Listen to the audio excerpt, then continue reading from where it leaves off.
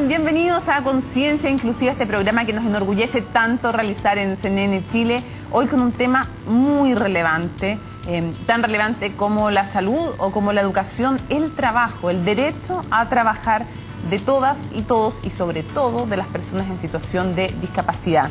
Tenemos un tremendo panel que nos acompaña hoy día.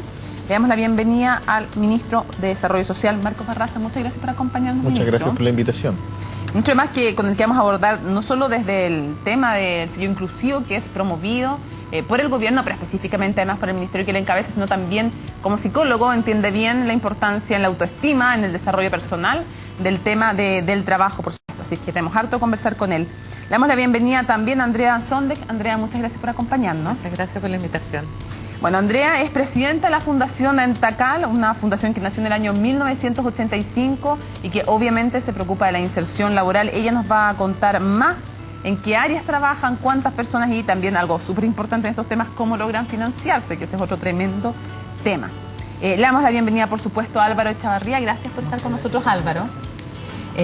Bueno, él es trabajador, hoy por hoy es trabajador de la empresa Autopista Central en el área de base de datos. Tiene 23 años, hizo un curso en Tacal de asistente administrativo, mención recursos humanos. Y quiero que tú mismo después nos vayas contando la historia de vida que tienes detrás, que es súper importante y que es un ejemplo de perseverancia y de resiliencia. Así que muchas gracias por estar con nosotros, un honor tenerte acá en Conciencia Inclusiva. Muchísimas gracias. Y le damos la bienvenida también a Andrea Ollarse. Andrea, muchas gracias por acompañarnos. Gracias por la invitación. Bueno, Andrea, hoy por hoy es ejecutiva en control de gestión de CONICYT.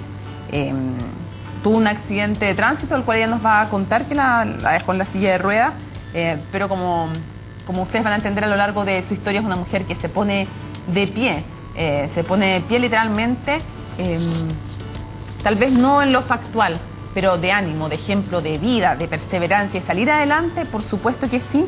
Y me gustaría que de inmediato conozcamos un poquito más de la historia de Andrea.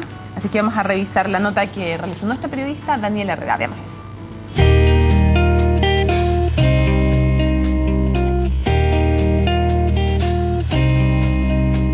Yo estaba viviendo en Los Ángeles y por motivos económicos nos tuvimos que regresar a Santiago. Los Ángeles igual es una ciudad que no tiene tantas adaptaciones. Los edificios o las casas son antiguas, los lugares donde podía yo postular a trabajar, entonces no fue complejo. Busqué las páginas de internet, el trabajo y todo, y dentro de las instituciones que encontré fue CONICYT.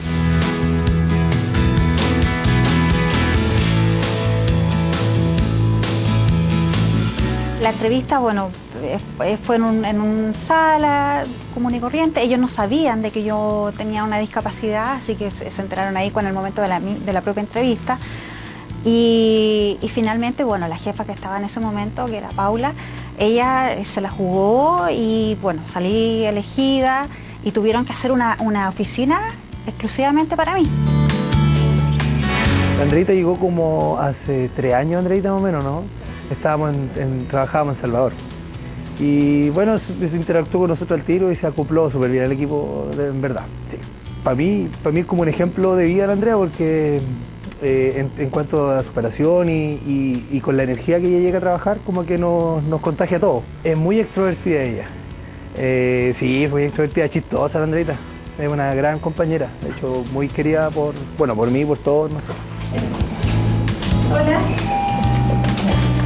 Es una persona normal, a uno se le olvida que Andrea tiene una discapacidad.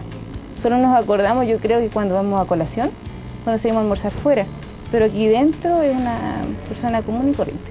Recorre bien el edificio, súper bien, de hecho a veces se nos pierde, no sabemos dónde anda, pero se maneja súper bien en reuniones, en otros programas, ningún problema. Desde que tuve el accidente, de ahí llegué a Senadis a trabajar y luego postulé acá a Santiago y se me dieron las facilidades. Fue fenomenal, o sea, la verdad, como te digo, nunca he sufrido un tema de discriminación laboral y acá la oportunidad me la dieron y yo la tomé y aquí estamos.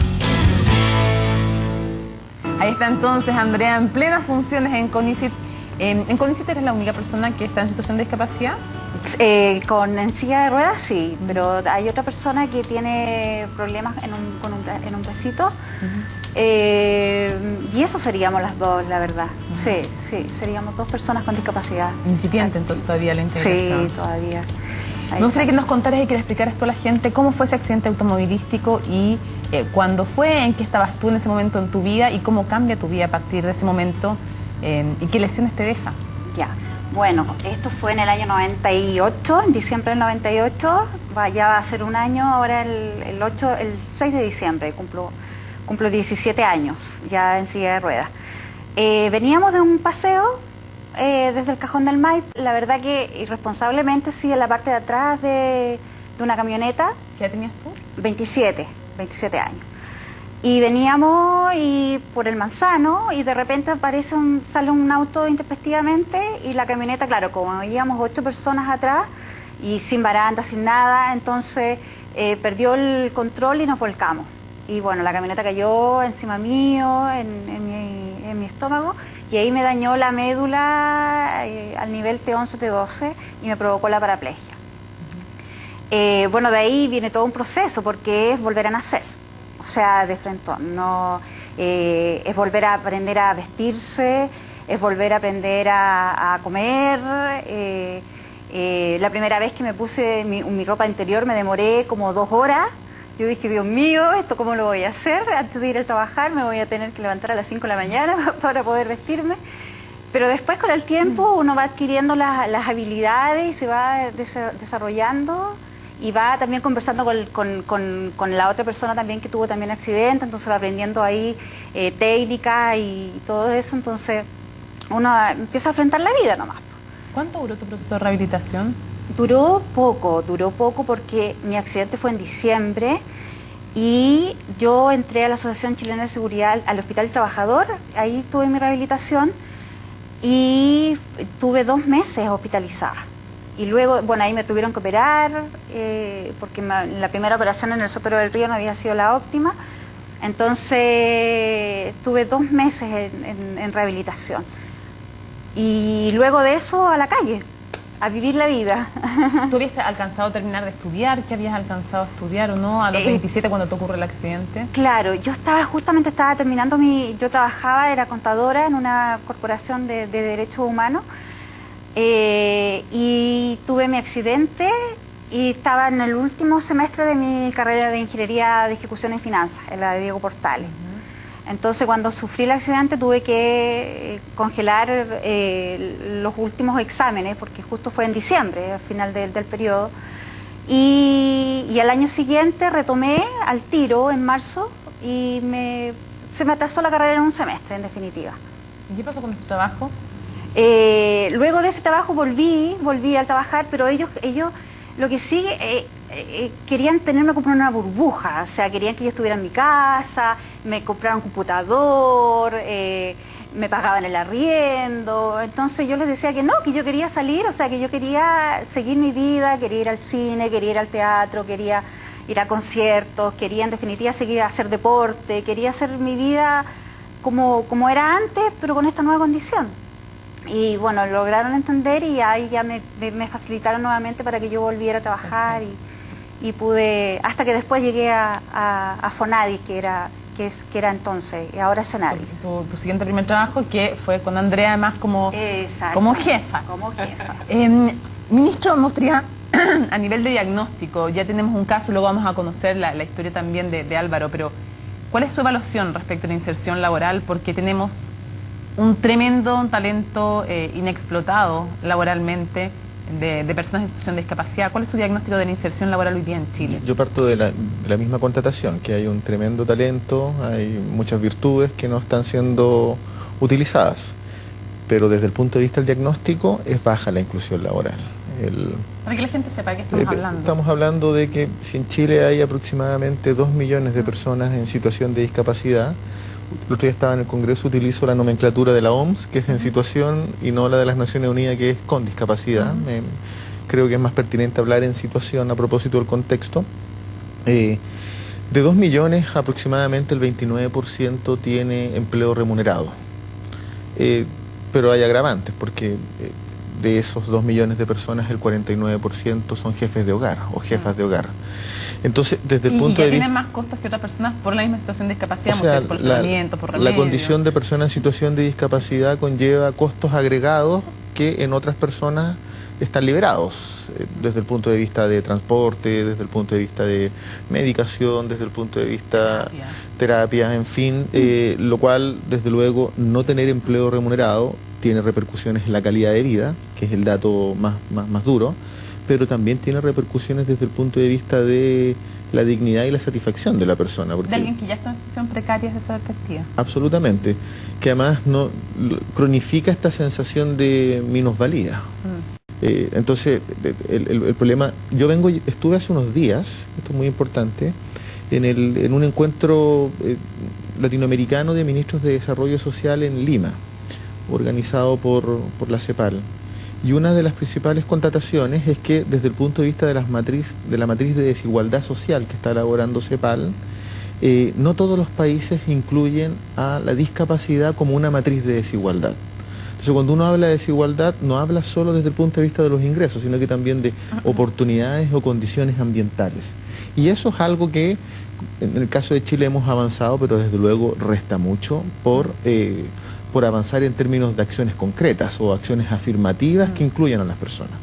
Andrea, yo te voy a preguntar por TACAL, pero antes, ¿cuáles dirías tú que son las principales barreras que hay en Chile para acceder al mercado laboral para las personas en situación de discapacidad? El prejuicio. Porque nosotros en Chile somos muy prejuiciosos. Prejuzgamos que una persona, tan solo por tener una discapacidad, esa persona no puede ser competitiva en lo que hace. Y te lo voy a poner en un ejemplo. Tuvimos a Daniel, una persona venezolana, que lo único que le faltaba era la mano derecha. Y él estuvo 1 año y medio tratando de conseguir trabajo. Él es ingeniero. Y llegó a TACAL a hacer un curso de asistente administrativo. Y yo le decía, ¿por qué vas a hacer un curso de asistente administrativo cuando tú eres un ingeniero? Y me dijo, es que todavía debo tener cosas que aprender. Cuento corto, hoy día está trabajando en la CCU, porque Chile necesita que lo intermediemos. Chile necesita de que una persona con discapacidad sea avalada por una institución de que tiene A, B, C, D competencias. Porque el desconocimiento hace que tengamos temor. ¿Cuál puede ser la dificultad que a un ingeniero le falta una mano? Ninguna. Sin embargo, no consiguió trabajo.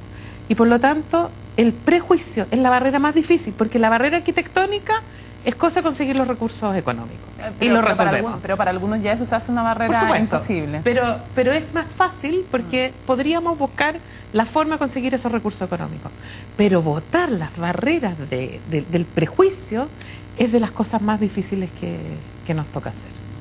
Álvaro, yo te lo quiero preguntar con todo cariño para que tú me cuentes cuánto tú quieres contar del accidente que ocurre, yo entiendo, cuando tú tenías 2 años, ¿no? Así es. ¿Qué me puedes contar tú de ese accidente en que tú pierdes un brazo, no? Sí. Bueno, esto fue un accidente automovilístico y resultaron 3 partes de mi familia que fallecieron. Y las otras, éramos 7, quedamos vivos 4, con distintos tipos de lesión. Entiendo que muere en ese accidente tu mamá, ¿no? Así es.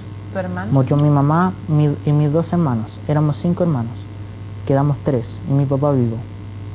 Y yo quedé con una fractura en la espalda, escoliosis, y de la mano izquierda, paralizada.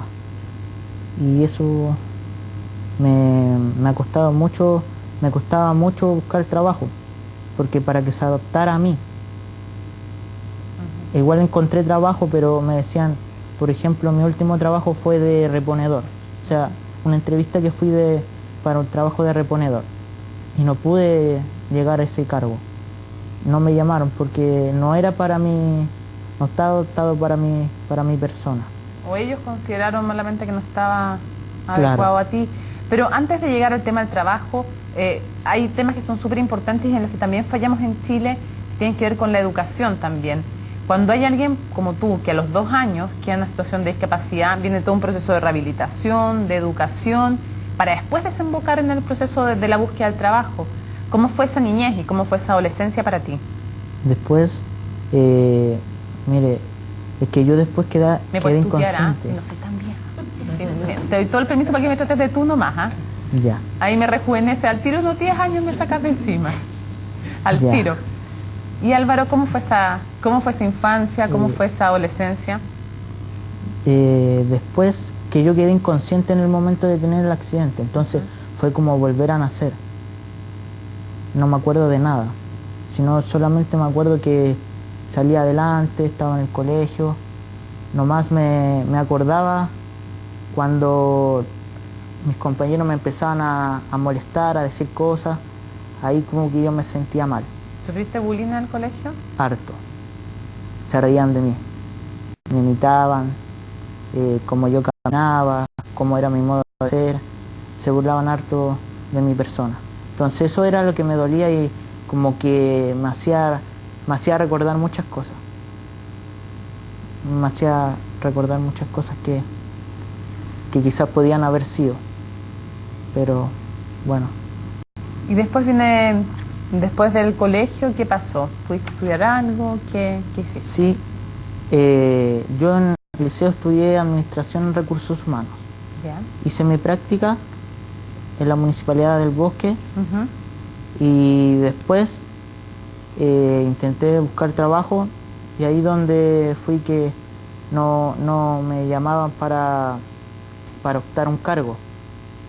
Y fui a buscar trabajo a la Municipalidad de San Bernardo y ahí me dijeron que había una posibilidad que yo pudiera estudiar en Tacal, un curso que duraba 5 meses. Y yo le dije que bueno, y ahí fue donde llegué a Tacal. ¿Y cómo fue llegar a una fundación que sí quería capacitarte y quería abrirte las puertas del mundo laboral? Muy bueno, porque aprendí hartas cosas, cómo desenvolverme en un campo laboral, qué es lo que hacer, en el área que me voy a desempeñar. Entonces fue como muy bueno. Cuando llegué a trabajar sabía lo que tenía que hacer, sabía manejar programas computacionales, sabía atender a clientes, a relacionarme con clientes.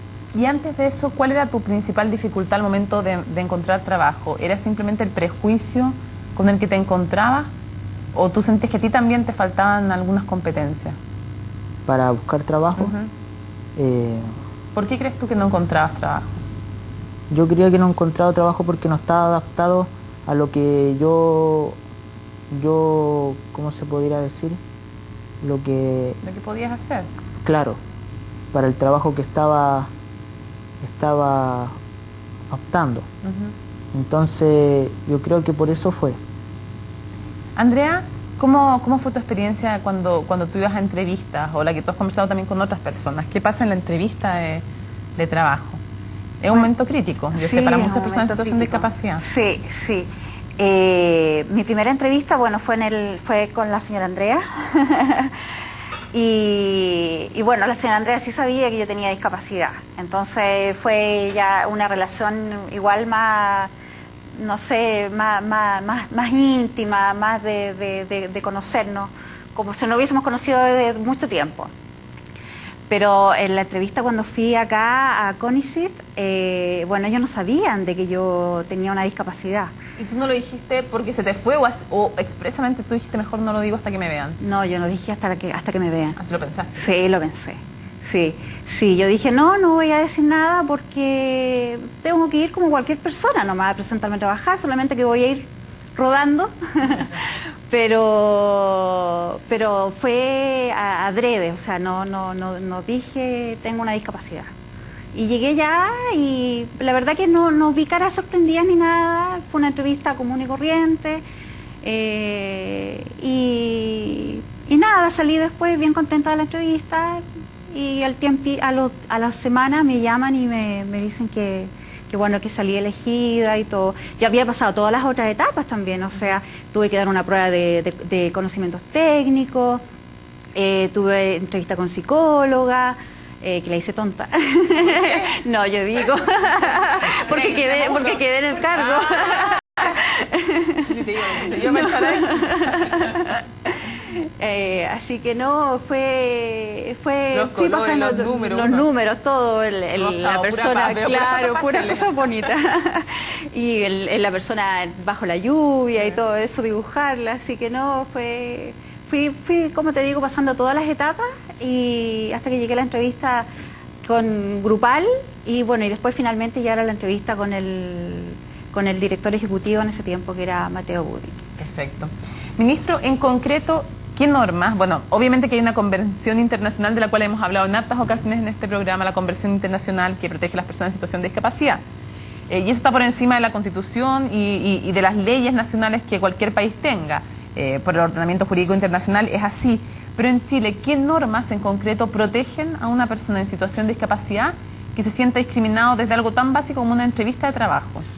Hay dos normas más contemporáneas, hay otras como de reconvalidación, readaptación de títulos, en fin.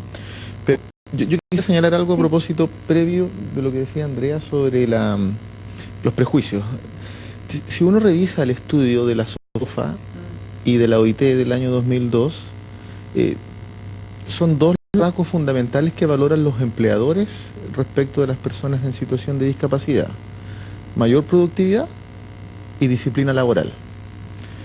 Por lo general las empresas tienden a subvalorar habilidades más blandas como clima laboral.